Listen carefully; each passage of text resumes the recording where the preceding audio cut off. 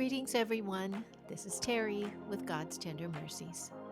I'm so glad that you are joining me today as we share the good news that God is in the details of our lives. I hope that you will like this video, share it with others, and as always, please subscribe.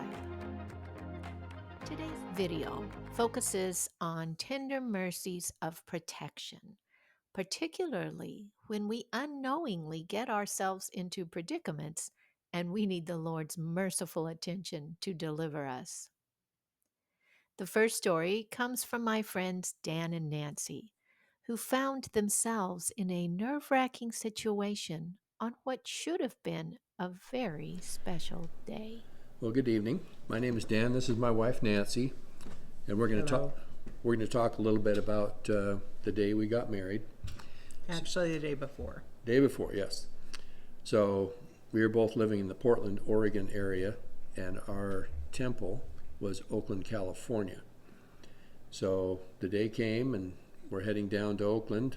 Nancy's mom had called the temple and asked them about hotels that were available in the area that we could stay in, and she had made some hotel arrangements, and so we departed, and so we took off for Oakland, California. And remember, this was a 12-hour drive. Speed limits were 55 miles an hour, and being the good LDS people we are, we drove 55. Going through Sacramento, California, it was 115 degrees. It was a 1968 Mustang with no air conditioning, so we burned our way all the way down there, and we get to Oakland. Traveling with us at the time was Nancy's mom and dad, my mom and dad, and Nancy's brother Scott. So we drop into Oakland and start looking for the address to the hotel that we're going to be staying at. So we figure which way we need to go, and we start driving down the roads, and pretty soon we start to notice that there's a couple bars on the windows, and pretty soon there's a lot more bars on the windows, and pretty soon we're passing cars that are sitting on their axles with the hood open, and most of the car has been stripped, and we come driving in, and finally we see this hotel, I guess if you want to call it like that. It looked like a cavalry fort from the old West days. It had a big arch over the top, and the whole hotel itself was built in the round, and you drove through the arch to enter into the fort. Notice that a lot of the doors are kicked in, windows are broken, stuff's laying on the ground. It's just not a real enticing place. So Nancy's mom and dad, who were the ones that made the arrangements, went into the office to see if they could get their money back, because of course it was a definitive no. So, And we had just driven 12 hours. We did not know where to go. So we were kind of stuck. then we go to our hotel room, and it's clear that the door had been kicked in on prior occasions, so they had done the best they could to kind of get the door plate squared away so the door would close. And then as we got inside, you could look straight through, and you could see through the bathroom where there was another window that was missing, but they had put bars up on the windows. So we had determined that the bars were probably going to keep us safe, and so we proceeded to build our nest and spend the night at this hotel. And my mother felt horrible. She and I start crying. I am thinking, oh my goodness, I am getting married in the Oakland Temple tomorrow, something I have dreamed of my whole life, and look at this dump we are in.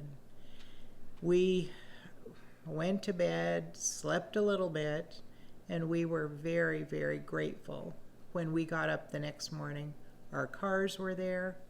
They still had air in the tires. And tires. The engines were there. They were not bashed in, and I truly believe we were blessed. It was kind of a rocky way to start, and so I'm getting dressed in my lovely dress. I mean, just my church dress, but I had a going away dress, and She looked good. and here we are, 44 years later. We made it. So we were blessed with that bad start. we had a beautiful day. It was a beautiful wedding. Oakland was absolutely fabulous, and we survived. I'm sure when Nancy popped out of her hotel room wearing a beautiful dress, that's probably the nicest thing that had shown up in that hotel in a long time. And she was an angel to you. She still is. Well, thank you. Thank you for sharing that. In 1979, I was engaged to be married, and my fiancé was going to sponsor me to immigrate to Canada, where we would be living. And so as part of the process, I had to drive to the nearest immigration office and have an in-person interview with a Canadian official. So that meant that I had to drive from my hometown of population 33,000, 450 miles to Chicago, Illinois, population 7 million. And my mom, for some reason, thought that I should be the driver. With my 3 years of driving experience since I was age 19, she thought I could handle the big city traffic better. And to add to the fun, one of my aunts, who was so scared of traffic that she would literally lay down in the back seat when we were driving down a street that had a suicide lane in the middle because it was too much traffic, she decided she wanted to come along too. My father, who was a convert at age 75, had received the Melchizedek priesthood just a few months before, and so he was able to give me a priesthood blessing of comfort and protection before we 3 country bumpkins set out for the Windy City. Our destination was smack in the middle of downtown Chicago, Michigan Avenue. And we had this kind of a map, for those of you who remember, the paper kind. And I'm sure it was over a year old, and inevitably we got lost. We kept going around and around, getting off and on the same exits as if something was going to be different when we did it. And so finally, I decided we had to ask someone for help. So I pulled off on the side of the street and got out of the car, and I approached people, "Help me, I'm lost." Well, this was my first experience with people who just walk right past you.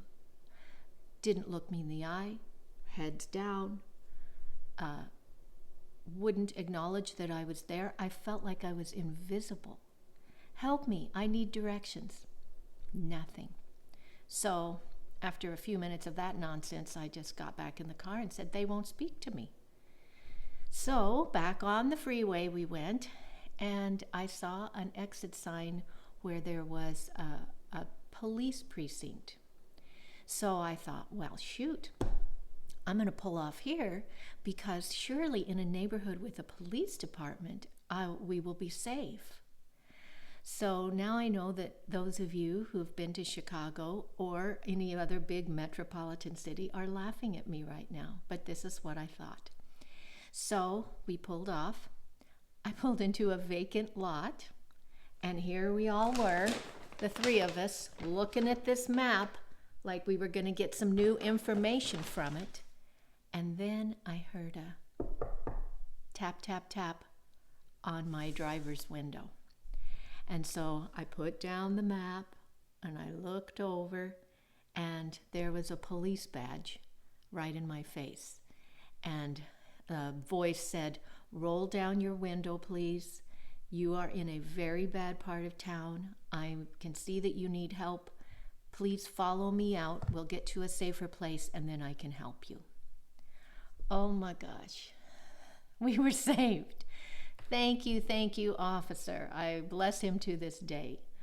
And so we did follow him, and he gave us directions, and miraculously, I made it to my appointment on time, and then the 3 country bumpkins went back to their hometown, the 9-hour drive. At least a couple of good things came from our adventure. Another aunt, Ruby, who had previously told my mother that she felt like there was a death in the family when Mom joined the church, actually softened a little bit. She said that she felt that Daddy giving me that priesthood blessing had helped us in our rescue. Ruby was a faithful woman who believed in Jesus Christ with all her heart, and I know that her prayers for us helped too. Second good thing was my increased understanding over the years of just how tender a mercy this was as I learned more about big cities. We had no idea the predicament we were in, but the Father knew, and he had his eye on 3 country sparrows who had flown into unfamiliar territory and needed his help. I was young in the church, I was young in age, but this divine rescue taught me that Father's eye is on us and that priesthood blessings are real power. It's been a foundation stone of my testimony and my belief in tender mercies throughout my life. One of the new hymns in the hymn book is His Eye is on the Sparrow, a gospel hymn I grew up hearing in my Protestant home. I was delighted the first time I heard the Tabernacle Choir sing it at General Conference. I will put a few renditions of this song in the description box of the video. Here are the lyrics to the second verse, which so aptly describe his tender mercies. Let not your heart be troubled, his tender word I hear, and resting on his goodness, I lose my doubt and fear. Though by the path he leadeth, but one step I may see. His eye is on the sparrow, and I know he watches me. His eye is on the sparrow, and I know he watches me. I sing because I'm happy. I sing because I'm free. For his eye is on the sparrow, and I know he watches me. I hope you have enjoyed this video.